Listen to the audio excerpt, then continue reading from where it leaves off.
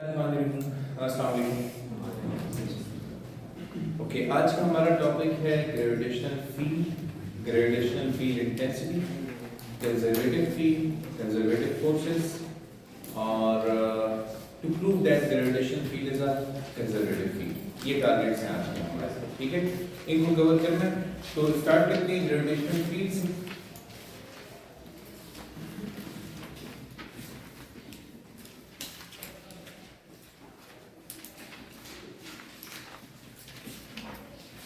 तो let us assume this is Earth। अगर ये अर्थ है तो अर्थ के गिर्द वो तमाम रीजन जिसमें अर्थ किसी भी दूसरे मास को अट्रैक्ट कर सकती है, उस रीजन को क्या कहेंगे? ग्रेविटेशनल फील्ड कहेंगे। तो gravitational field is the region around earth where it can attract other masses।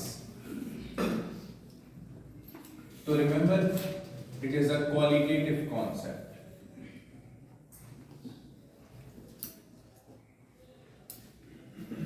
It is a qualitative concept। We define gravitational qualitative का क्या मतलब है? फिजिकल क्वांटिटी की टर्म्स में जब हम किसी चीज को एक्सप्रेस करें तो हम कहते हैं ये क्वांटिटेटिव है। जैसे product of mass and velocity is called momentum, तो ये क्वांटिटेटिव डेफिनेशन है। The quantity of motion in a body is also called momentum। तो ये theoretical definition है, हम किसी physical quantity की term में momentum को express नहीं कर रहे, तो इसको हम qualitative definition कहते हैं। तो ये qualitative concept है gravitational field का। We define gravitational field as the region around Earth। अच्छा, remember मैं discuss कर रहा हूँ gravitational field of Earth, इसीलिए मैं यहाँ पे अर्थ का रेफरेंस दे रहा हूँ। It is the region around earth where it can attract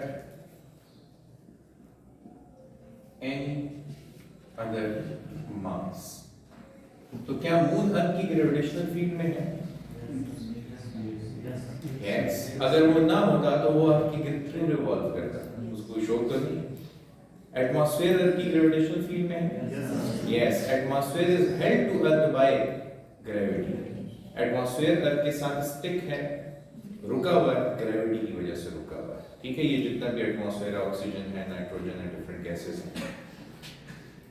और इसी कॉन्सेप्ट को क्वांटिटेटिव मेजर देने के लिए we define gravitational field intensity. Gravitational field intensity से आप सब लोग बहुत फेमिलियर हैं, चैप्टर नंबर 3 में हम ये पढ़ के भी आए हैं, लेकिन not just in a way we will discuss here. देखिए यहां पे हम इसको कैसे डिस्कस कर रहे हैं ग्रेविटेशनल फील्ड इंटेंसिटी को।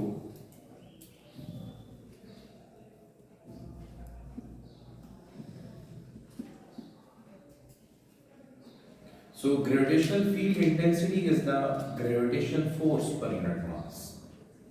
It is the gravitational force per unit mass। तो gravitational force per unit mass, for example, अगर आप सिंबल देखें तो सिंबल है इसका G, और अगर आप न्यूटन सेकंड लॉ से रेफरेंस लें तो न्यूटन सेकंड लॉ के मुताबिक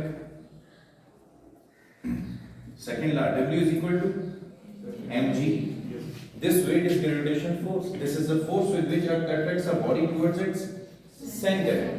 तो gravitational field intensity G कैसे डिफाइन होगी? अगर आप इसको रीअरेंज करके लिखें mg is equal to W, so G is equal to W upon m। तो gravitational field intensity is the gravitational force या weight per unit mass। And what is the value of gravitational field intensity, previously called as gravitational acceleration? इसकी value क्या है? अर्थ के लिए gravitational field intensity की क्या value है? 9.8 क्या? No, look at here, like this। This is Newton, this is kilogram। तो जब आप अर्थ के लिए डिस्कस करते हैं तो value of gravitational field intensity for earth is 9.8 Newton per kg. For moon it is 1.6 Newton per kg, as I remember. It is 1.6 times less है. ऐसा ही था. जरा चेक कर लीजिएगा आप. सही है ना? 1.67 है. ठीक है, 1.67 है न्यूटन पर केजी. तो अब इसका क्या मतलब है कि अर्थ हर 1 केजी ऑफ मास पर कितनी फोर्स लगा रही है? 9.8. और मून की ग्रेविटी इससे 6 गुना कम है, 6 टाइम्स लेस है. मून की जो ग्रेविटेशनल एक्सेलरेशन है उससे 6 गुना कम है. तो 9.8 को 6 पे डिवाइड करो तो होपफुली 1.67 ही आना चाहिए. नहीं आ रहा तो फिर आप करेक्शन कर दीजिएगा.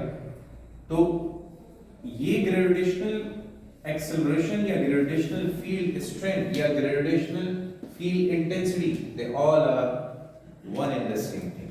ये तमाम की तमाम एक ही चीजें हैं, लेकिन यहाँ पे हम उसको इंटेंसिटी की फॉर्म में देख रहे हैं कि हर एक केजी मास पर अर्थ ज्यादा फोर्स एक्सर्ट कर रही है और मून कम फोर्स एक्सर्ट कर रहा है. The reason why you can jump longer on the moon but can run faster on the अर्थ.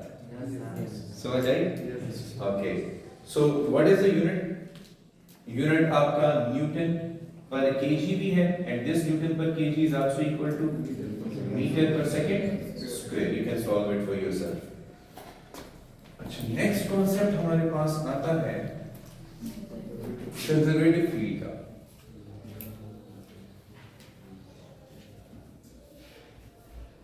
मैं कंजर्वेटिव फील्ड या कंजर्वेटिव फोर्स इन दोनों को एक जगह पे डिफाइन कर देता हूं. What is a conservative field? इसके certain टेस्ट हैं. या what is a conservative force? इसके certain टेस्ट हैं. मैं आपको वो टेस्ट लिख के देता हूँ, रिक्वायरमेंट्स लिख के देता हूँ. ये 4 रिक्वायरमेंट्स हो गए हो तो हम कहेंगे ये फील्ड कंजर्वेटिव फील्ड है या ये फोर्स कंजर्वेटिव फोर्स है. ठीक है. सबसे पहली बात, work done between 2 points is independent of the path followed. 2 points के दरमियान किया गया वर्क डन पाथ के ऊपर डिपेंड नहीं करता. एक पॉइंट से दूसरे पॉइंट तक जाने के लिए इनफाइनाइट पाथ्स अवेलेबल हैं. मिसाल के तौर पे आप एक बॉडी को इस पॉइंट से इस पॉइंट तक लेके आए, लाइक पॉइंट 1 से या पॉइंट ए से पॉइंट बी तक लेके आए. अब डायरेक्ट रूट है, आप बॉडी को पॉइंट ए से बी तक ले जाएं, ये डायरेक्ट रूट है. इनडायरेक्ट रूट भी है, आप पहले बॉडी को ए से सी पे लेके जाएं, फिर सी से बी, या ऐसा करें इसको सी का नाम ले. तो बॉडी पहले ए से बी पे जाएगी, फिर बी से सी. तो अब डायरेक्ट पाथ पर किया गया वर्क डन और इनडायरेक्ट पाथ पर किया गया वर्क डन सेम होंगे. They are the same. किस में? कंजर्वेटिव फील्ड में. कंजर्वेटिव फील्ड में चाहे आप डायरेक्ट पाथ पर जाके वर्क डन करें या infinite number of indirect paths भी अवेलेबल है, उन पे जाके वर्क डन करें, वर्क डन हमेशा सेम होगा. इसको हमने फिर प्रूव करना है. ठीक है, किसी भी फील्ड के लिए. So work is independent of path followed by the body. Yeah, work is not path function. Work is not path function. यहाँ पे work path function नहीं होगा, path पे depend नहीं करेगा. rather हम कहेंगे state function है, वो initial और final position पे depend करेगा. ठीक है? And total work done along closed path is 0. W total along a closed path is 0. Total work done a closed path के along, यानी आपने शुरू किया A से B गए, B से C गए और C से वापस A पे आ गए, तो टोटल वर्क डन क्या होगा? 0 होगा. ठीक है. ये कब? जब फोर्स या फील्ड, कौन सी फील्ड हो? कंजर्वेटिव. फिर इसकी फोर्स की एक निशानी ये है कि force is position dependent force. इस फील्ड की फोर्सेस कौन सी होंगी? Position dependent. 3 में मैंने आपको बड़ी जबरदस्त स्टडी करवाई थी फोर्सेस की टाइप्स के बारे में. तो मैंने आपको कहा था फोर्स वेलोसिटी डिपेंडेंट भी हो सकती है, टाइम डिपेंडेंट भी हो सकती है और पोजीशन. तो कंजर्वेटिव फोर्स की ये निशानी होगी कि वो पोजीशन डिपेंडेंट फोर्स होगी. याद रखना, non conservative forces velocity dependent होगी. समझ आई? ये कंडीशन फिर वायलेट हो जाएगी. ओके. एंड थर्ड, ऐसी फोर्सेस के खिलाफ किया गया वर्क डन किसके बराबर होगा? Change in potential energy of the object. जब आप इन फोर्सेस के खिलाफ वर्क डन करेंगे तो ये किसके बराबर होगा? चेंज इन पोटेंशियल एनर्जी के बराबर होगा। मिसाल के तौर पे इधर देखें, मैं साबित कर देता हूँ ग्रेविटेशनल फील्ड एक कंजर्वेटिव फील्ड है। क्यों? मैं इस फोर्स के खिलाफ वर्क डन करके, ग्रेविटेशनल फोर्स के खिलाफ वर्क डन करके इस ऑब्जेक्ट को ऊपर लेके आया ना, तो बताओ क्या मेरा वर्क डन जाया हो गया? नहीं, ये स्टोर हो गया फील्ड में। कौन सी फॉर्म में? पोटेंशियल। अब मैं इसको छोड़ूं तो खुद वापस जाएगा। If I release it, it will go back down. इसी तरह एक मास स्प्रिंग सिस्टम में अगर मैं उस मास को जो स्प्रिंग के साथ अटैच है खींच के पीछे ले आऊं, तो मैंने जो वर्क डन किया है वो कौन सी फॉर्म में स्टोर हो गया? इलास्टिक पोटेंशियल एनर्जी की फॉर्म में। तो ऐसी फील्ड्स की या फोर्सेस की ये निशानी होगी कि इनके खिलाफ किया गया वर्क डन जाया नहीं होगा। कौन सी फॉर्म में चला जाएगा? पोटेंशियल एनर्जी की फॉर्म में चला जाएगा। ये चार रिक्वायरमेंट्स पूरी हो जाए तो हम कहेंगे ये फील्ड और ये फोर्स कौन सी फील्ड और फोर्स? कंजर्वेटिव है। तो इसमें एग्जांपल्स देखिए आप।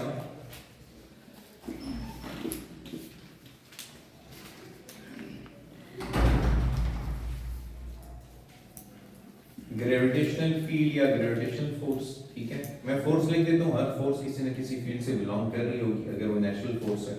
इसी तरह इलेक्ट्रिक फोर्स, क्योंकि इलेक्ट्रिक पोटेंशियल एनर्जी भी डिफाइंड है। हाँ, elastic. Third one is elastic force.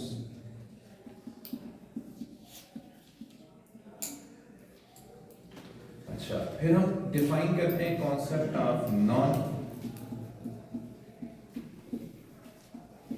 Conservative. Magnetic field conservative है या नहीं है, ठीक है, फोर्स या फील्ड। तो आपने सवाल किया कि sir what about magnetic field. So magnetic force एक वेलोसिटी डिपेंडेंट फोर्स है और वो बेसिकली नॉन कंजर्वेटिव है। अब ये याद रखो, ये जरा ट्विस्टिंग चीज है क्योंकि ये लोकली टेक्स्ट बुक में भी इस्तेमाल हुआ है कि मैग्नेटिक फील्ड जो है कंजर्वेटिव फील्ड है। अब मैं आपको ये बता दूं कि इलेक्ट्रिक फील्ड 100% कंजर्वेटिव है, लेकिन ऐसे केसेस भी मौजूद हैं जब इलेक्ट्रिक फील्ड नॉन कंजर्वेटिव हो जाती है। मैग्नेटिक फील्ड 100% नॉन कंजर्वेटिव है बाय नेचर, लेकिन ऐसे केसेस भी मौजूद हैं जहां पे वो कंजर्वेटिव हो जाती है। देखो, नेचर सिमेट्रिक है। नेचर में हर चीज पेयर्स में, जब हर चीज पेयर में है तो मैंने आपको कहा था ना, अगर इलेक्ट्रिक फील्ड जो कि एक कंजर्वेटिव फील्ड है as a non conservative field behave कर सकती है, तो फिर मैग्नेटिक फील्ड जो बेसिकली नॉन कंजर्वेटिव है वो भी as a conservative field behave कर सकती है। तो अभी जब मैं लिखने लगा था तो देखो यहाँ पे मैंने क्या किया, मैंने कहा पोजीशन डिपेंडेंट। ये मैंने आपको पहले ही लिखवाया था। अब आप ग्रेविटेशनल फोर्स का फार्मूला लिखो ना, G m1 m2 upon r square. Electric field K q1 q2 upon r square और F is equal to kx for elastic force. ये देख लो, ये भी पोजीशन डिपेंडेंट, ये भी पोजीशन डिपेंडेंट, ये भी पोजीशन डिपेंडेंट। तो all position dependent forces are conservative, ठीक है। लेकिन अभी देखो मैं नॉन कंजर्वेटिव लिखूंगा। तो सारे टेस्ट परफॉर्म करो, 1 2 3 4। सबसे पहली बात, work done is path function. ये work done on an object is dependent on the path followed. क्या मतलब है इस बात का? अब बताओ, अगर फोर्स ऑफ फ्रैक्शन हो, फोर्स ऑफ फ्रैक्शन, और मुझे ये क्लास में एंटर हुआ, इस डोर से मैं एंटर हुआ, सीधा इधर आ गया, एक रूट ये है और फ्रैक्शन कम था क्योंकि कम डिस्टेंस कवर किया, लेकिन मैं उधर दूसरे दरवाजे से एंटर हूं या लास्ट डोर से एंटर हूं, वहां से घूम के मैं इधर तक आऊं। किस सूरत में यहां तक पहुंचने के लिए मुझे ज्यादा वर्क डन करना पड़ा? जब मैं इस डायरेक्ट पाथ पे आया या इनडायरेक्ट? इनडायरेक्ट पाथ पे मुझे ज्यादा फ्रैक्शन सफर करना पड़ेगा। तो अब फ्रैक्शन के खिलाफ किया गया वर्क डन पाथ डिपेंडेंट है। इसका मतलब कि force of friction non conservative force है, ठीक है। फिर total work done along closed path is not zero. Total work done along closed path is not equal to zero. ये क्यों? अब देखो ना, मास स्प्रिंग सिस्टम हो, उसको मीन से एक्सट्रीम तक आप ले आओ, एक्सट्रीम से मीन तक खुद चला जाएगा। लेकिन फर्ज करो मैं उस दीवार तक जाता हूँ, फ्रैक्शन के अगेंस्ट वर्क डन करता हूँ, तो क्या वापस खुद आ जाऊंगा? नहीं, जाते हुए भी वर्क डन करना पड़ेगा और आते हुए भी वर्क डन करना पड़ेगा। इसका मतलब कि force of friction non conservative है। Total work done along close path 0 नहीं है, दोनों सूत्रों में वर्क डन करना पड़ा। ठीक है, अच्छा फिर the force is velocity dependent. ऐसी फोर्सेस वेलोसिटी डिपेंडेंट होंगी और ऐसी फोर्सेस के खिलाफ किया गया work done is not equal to change in, वो पोटेंशियल एनर्जी के बराबर नहीं होगा। देखो पहले वर्क डन स्टोर हो रहा था, यस सर, यहाँ पे देखो मैं इसको उठा के ऊपर लाया यहाँ तक, पहले वर्क डन स्टोर हो रहा था। अच्छा अब बताओ मैं फ्रिक्शन के खिलाफ वर्क डन करके वहां जाऊं तो क्या वो स्टोर होगा? मुझे जाते हुए भी वर्क डन करना पड़ेगा और आते हुए भी, तो यहाँ पे कोई भी स्टोरेज का कॉन्सेप्ट नहीं है। तो इसका मतलब कि work done is not equal to change in, which means it is not stored. जिसका मतलब ये हुआ कि ये स्टोर नहीं होता, कंज्यूम हो जाता है। वो काम करने में जो कर रहे हो आप उसमें वो कंज्यूम हो गया। ठीक है, अच्छा इसकी एग्जांपल्स में आप देखें तो बेतहाशा एग्जांपल्स है इसमें आपके पास, जैसे फोर्स ऑफ फ्रिक्शन, फ्रिक्शन है, ड्रैग फोर्स है यानी एयर रेजिस्टेंस है। एयर रेजिस्टेंस Fd को हम 6 पाई ईटा आर वी, इधर चेक करो जरा, ड्रैग फोर्स किस पे डिपेंड कर रही है? ऑब्जेक्ट की वेलोसिटी पे डिपेंड कर रही है। इसी तरह अगर मैं मैग्नेटिक फोर्स का एक्सप्रेशन लिखूं तो magnetic force Fb is equal to QVB। ILB जो है वो करंट कैरिंग कंडक्टर पर फोर्स है, ये चार्ज पार्टिकल पर फोर्स है जो मैग्नेटिक फील्ड में वेलोसिटी v के साथ जा रहा है। So here you can see the force is velocity dependent force. इसी तरह टेंशन इन द स्ट्रिंग, इसी तरह नॉर्मल फोर्स। ठीक है, these are all non conservative forces। ये सारी की सारी कौन सी हैं? नॉन कंजर्वेटिव फोर्सेस हैं। ठीक है, अच्छा अब हमारा टारगेट क्या है? इन दो पहले रिक्वायरमेंट्स को लेके हम चेक करेंगे कि ग्रेविटेशनल फील्ड मैथमेटिकली वेरीफाई करेंगे कि कंजर्वेटिव फील्ड है या नहीं, वरना मैं इन दोनों को देखते हुए डायरेक्टली बता सकता हूँ कि ग्रेविटेशनल फील्ड कंजर्वेटिव है। क्यों? क्योंकि ग्रेविटेशनल फोर्स पोजीशन डिपेंडेंट है और ग्रेविटेशनल फील्ड के खिलाफ किया गया वर्क डन बॉडी में ग्रेविटेशनल पोटेंशियल फील्ड में ग्रेविटेशनल पोटेंशियल एनर्जी की फॉर्म में स्टोर हो जाता है। तो हम इन दो पॉइंट्स की वजह से ऑलरेडी जानते हैं कि ग्रेविटेशनल फोर्स एक कंजर्वेटिव फोर्स है, लेकिन अब हम वर्क डन से साबित करेंगे। ठीक है, so let's start. We prove gravitational field as conservative field।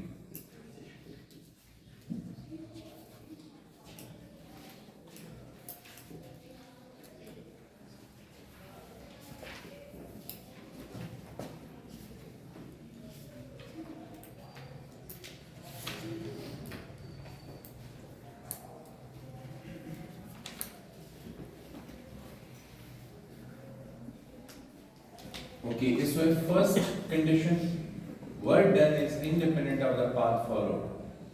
Work is path independent, short में लिखूं, work is path independent।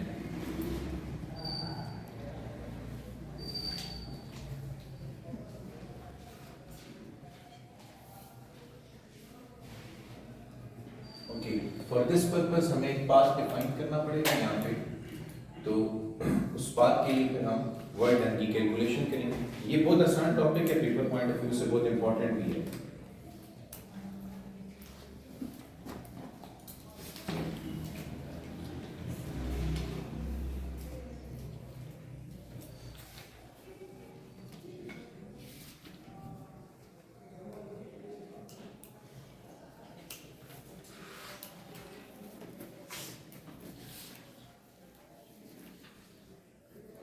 Gravitational field में मैंने ये एक पाथ डिजाइन किया है और हम किसी भी मास एम को इस क्लोज पाथ में मूव करेंगे between two points. Let's say starting from this point A, मैं बॉडी को पहले पॉइंट बी की तरफ लेके जाऊंगा और फिर पॉइंट सी की तरफ लेके जाऊंगा। तो ये इनडायरेक्ट पाथ है, from A to B and B to C. फिर मैं बॉडी को इस direct path A to C के ऊपर लेके आ जाऊंगा। ठीक है, और चेक करूंगा कि इनडायरेक्ट पाथ पर किया गया वर्क डन और डायरेक्ट पाथ पर किया गया वर्क डन सेम है या डिफरेंट है। So let's start. ये कंसीडर कीजिए वो मास m है जिसको आप मूव कर रहे हैं फ्रॉम a टू b। अच्छा, इस पाथ के अलोंग जो आप डिस्प्लेसमेंट कवर करेंगे उसको d1 का नाम दें। b टू c जो डिस्प्लेसमेंट आप कवर करेंगे उसको आप d2 का नाम दें। बॉडी को भी यहाँ पे ड्रॉ कर देते हैं, ठीक है। और यहाँ पे बनने वाला एंगल थीटा है, ये कोई भी आर्बिट्ररी एंगल हो सकता है। इसी तरह जब हम a टू c बॉडी को लेके जा रहे हैं तो बॉडी यहाँ पर भी हम इसको ड्रॉ कर देते हैं।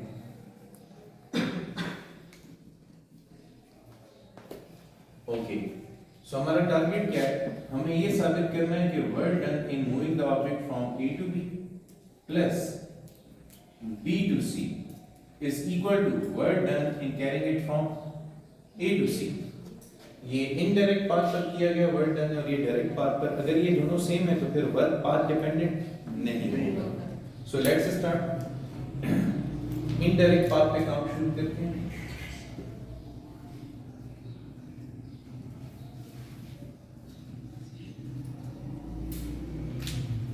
इनडायरेक्ट पाथ के लिए पहले a to b की वैल्यू फाइंड करेंगे। So work done from a to b is equal to the dot product of force and displacement. अच्छा, यहाँ पे a to b जाते हुए जो डिस्प्लेसमेंट हमने कवर की है वो कौन सी है?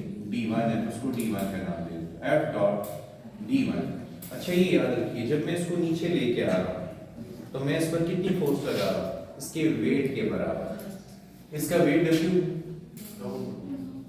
इसका वेट w डाउनवर्ड एक्ट कर रहा है, ठीक है। ये देखो एरो लगा हुआ है, ये वर्क नहीं है, वेट है।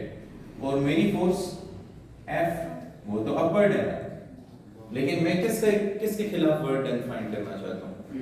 फील्ड। तो मैं फील्ड की फोर्स को कंसीडर करूंगा, अपनी फोर्स को नहीं कंसीडर करूंगा। फील्ड को साबित करना है कि कंजर्वेटिव है, ग्रेविटेशनल फोर्स को साबित करना है कंजर्वेटिव है, तो ग्रेविटेशनल फोर्स को कंसीडर करेंगे।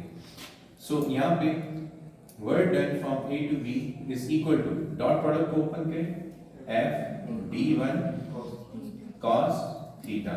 लेकिन मैं इस फोर्स को किससे रिप्लेस कर रहा हूं? वेट से। तो w d1 cos थीटा। अब क्योंकि डिस्प्लेसमेंट भी डाउनवर्ड है और फोर्स भी, तो ये एंगल कितना होगा? तो इसकी जगह 0 पुट कर देंगे। Furthermore w is equal to mg लिख सकते हैं। mg d1 cos 0 is 1, so you get work done in carrying the object from a to b is equal to mg d1। ये वर्क डन की value होगी, ठीक है। Okay, ये हो गया वर्क डन। अच्छा, अब work done from b to c calculate करना है।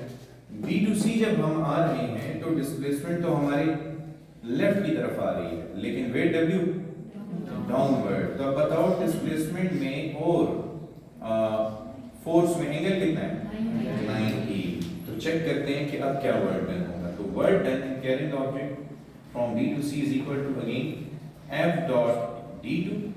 अच्छा, इस फोर्स को वेट से d2 cos 90 dot product like हमने ओपन किया f d2 cos थीटा। तो फोर्स को वेट से, एंगल को 90 से रिप्लेस किया, w को mg से, तो mg d2 cos 90 0 0 into anything becomes 0। तो work done in moving the object from b to c is equal to 0, ठीक है। तो ये हमारे पास work done from b to c हो गया। अब जरा डायरेक्ट पाथ पे चेक कर लेते हैं। यहाँ पे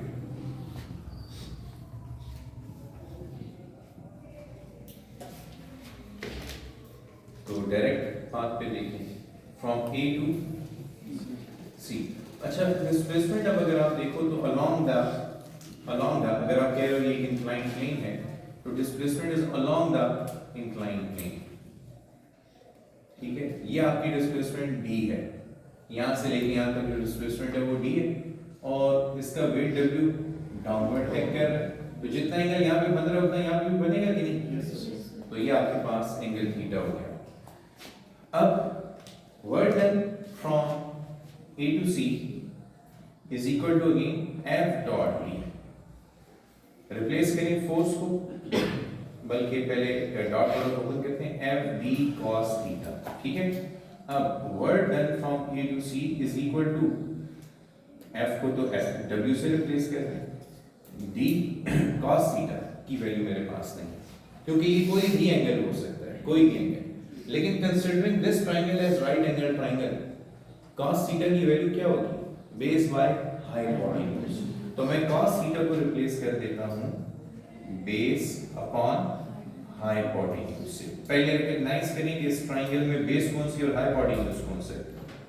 w की जगह तो मैं mgd, d की जगह d, w की जगह md, अब बेस की जगह क्या लगाएंगे, d2 लगाएंगे या d1, हाँ, क्योंकि थीटा के अपोजिट तो परपेंडिकुलर होना है, ये वाली साइड बेस है और ये वाली साइड हाइपोटेन्यूज है, लेंथ की साइड, तो ये d1 और ये d, तो d1 by d आपके पास बनेगा, तो it is d1 upon d, तो देखिए कैंसिलेशन होगी d और d, रिजल्ट आएगा work done from a to c is equal to mg d1, ठीक है। सो ये हो गया जनाब रिजल्ट आपका।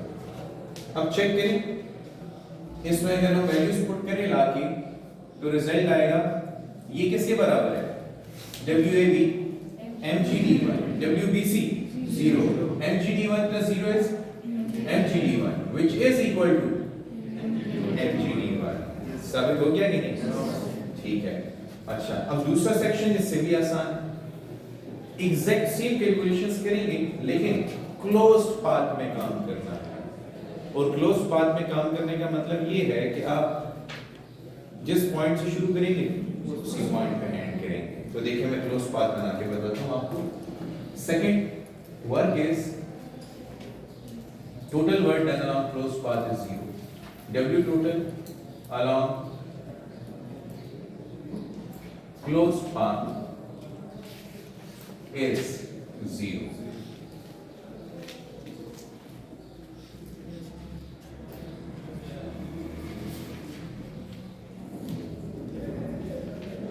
अच्छा, उसके लिए एग्जैक्टली यही ट्रायंगल बनाए, लेकिन अपना क्लोज पाथ जो है वो डिफाइन कर लें कि क्या होना चाहिए।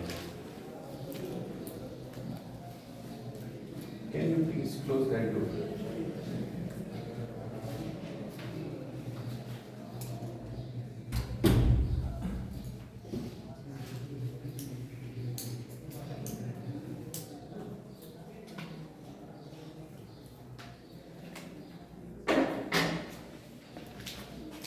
इधर देखें, अब मैं इस पॉइंट को पॉइंट ए का नाम दे रहा हूं, मैं पॉइंट ए से पॉइंट बी तक जाऊंगा, फिर बी से सी तक जाऊंगा, तो फिर सी से वापस ए पे आ जाऊंगा, तो ये क्लोज पाथ हमारा। इस डायग्राम और उस डायग्राम में फर्क क्या है, यहाँ पे मैंने पॉइंट ए से शुरू किया था, टॉप से शुरू किया था और दो डिफरेंट रूट्स में गया था। अब मैं टॉप से नहीं शुरू कर रहा, मैं यहाँ से शुरू कर रहा हूँ, बी से सी से वापस ए। आप कॉन्ट्रली ए से सी से बी और बी से ए पे भी आ सकते हैं, ठीक है, कोई फर्क वगैरह नहीं पड़ेगा इससे। तो यहाँ पे बनने वाला एंगल थीटा। अब ये देखते हैं कि वर्क डन पर क्या चेंजेस आती हैं। इधर तो देखिए वही पुराना चक्कर है, अगर आप इस डिस्प्लेसमेंट को आप जा रहे हैं from A to B, D2 का नाम दे दें, ठीक है, इसको मैं थोड़ा यहाँ शिफ्ट कर देता हूँ, D2 का नाम दे दें, तो अभी भी फोर्स और डिस्प्लेसमेंट में कितना एंगल है, 90। ग्रेविटेशनल फोर्स और डिस्प्लेसमेंट में अभी भी एंगल कितना है, ये आप देख सकते हैं 90 डिग्री है, ठीक है। तो ये वाला वर्क डन तो ऑलरेडी 0 आएगा। अच्छा, इसको आगे देखते हैं जरा।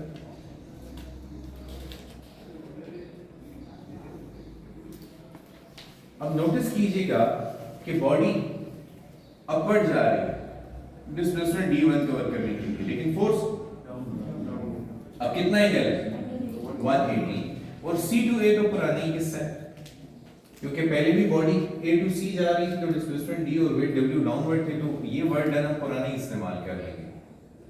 इसके लिए दोबारा कैलकुलेशन बिल्कुल उसी तरह होगी जैसे पहले हुई थी। तो ये देखिए, ये displacement D along the plane आ गई और ये वेट W डाउनवर्ड और सेम एंगल थीटा जो यहाँ पर है आपके पास। ओके अब हमने जिस इक्वेशन को सेटिस्फाई करना है वो ये है, work done in moving from A to B plus B to C plus C to A should be equal to 0। तो work done from A to B calculate करते हैं, फिर वापस ला के सारी वैल्यूज इसी इक्वेशन में पुट कर देंगे। Let's say this is our equation 1। Okay work done from A to B is equal to f dot d2, ठीक है।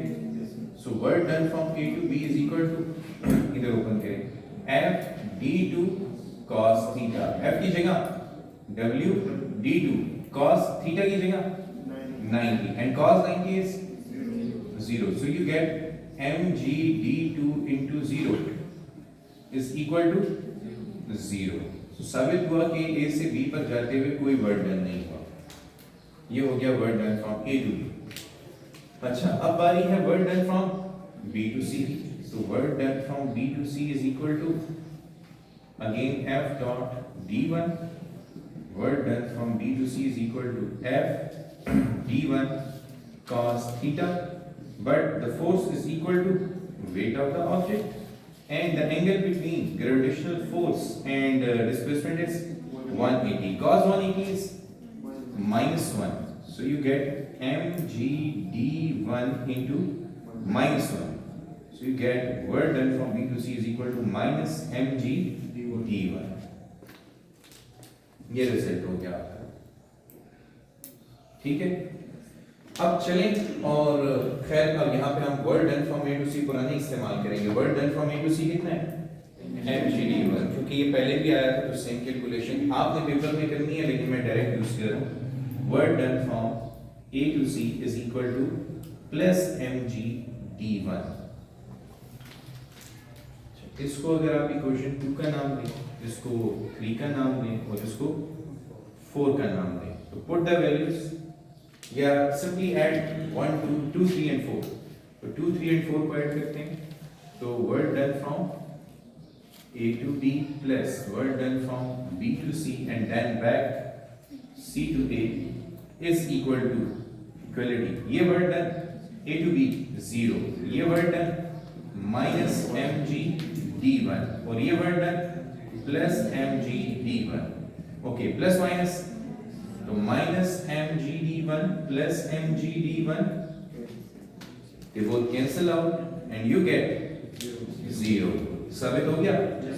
इसका मतलब कि gravitational field is a conservative. समझ आ गई? Thank you for today.